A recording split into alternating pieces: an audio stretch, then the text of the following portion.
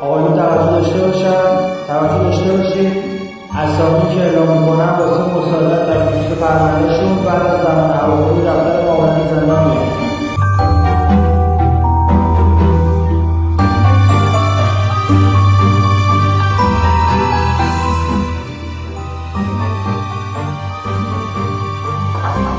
سلام علیکم. سلام.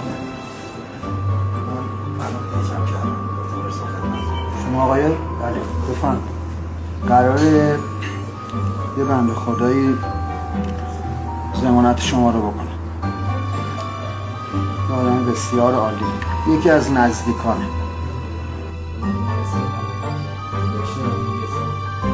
یه درخواستی رو بابت ضمانتت می‌نویسی.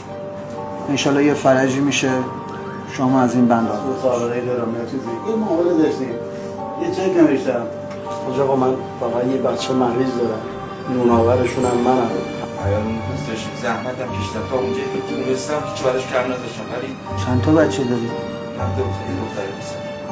اینجا رو یه امضا بکن.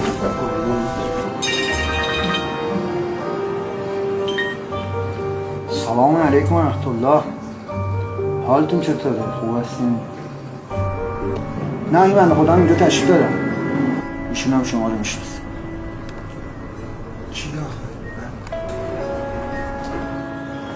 سلام آقا جان. سلام علیکم. سلام علیکم آقا جان. سلام علیکم و رحمت الله. سلام علیکم.